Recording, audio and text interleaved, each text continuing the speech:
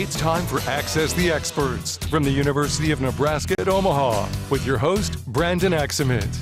Hello and welcome to another edition of Access the Experts on News Channel Nebraska, where every Tuesday and Thursday, University of Nebraska at Omaha faculty members answer today's questions facing our state. Now today we have the pleasure of hearing from Dr. Chris Decker, who is an economics professor at UNO. So Dr. Decker, today's question is, what are the causes of the Great Resignation? Well, thanks, Brandon. That's a great question. The so-called Great Resignation is just a label used to describe the current rapid increase in job resignations or job quits that's been happening across our country today. And it's all linked back to the current labor shortage problem that we've all heard about recently. So why are so many people quitting their jobs? Why are so many people not going back to their pre-pandemic jobs? I think there are several reasons for this. First, workers are always looking for better employment opportunities. And like I said, we're currently experiencing labor shortages in a lot of markets. When this happens, companies often try to entice workers away from their current positions by offering higher paying jobs. And this is shown up in the wage data. We have seen both nationally and here in Omaha that wages have been increasing in a large number of markets.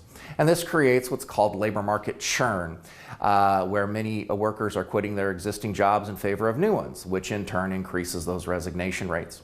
Second, the COVID-19 pandemic, which caused historically high furloughs and layoffs in 2020, as well as many work from home requirements, has resulted in many people actually preferring to work from home. So once establishments began opening up again and requiring on-site employment, many people opted not to stay in those jobs, return to those jobs, preferring rather to seek employment that allow for both work from home options and create better work schedule flexibility.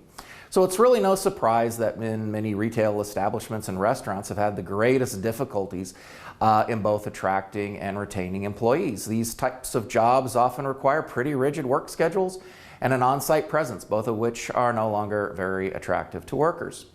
Third, more and more families seem to be looking for a more favorable work-life balance. As a result of the pandemic, many families discovered that working from home afforded them opportunities to reduce some costs on such things as daycare.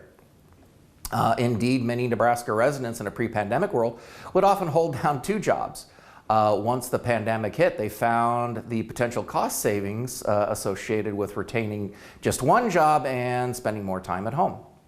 And finally, we find that in many recessions, when people are either losing their jobs or are worried about losing their jobs, they often seek self-employment opportunities.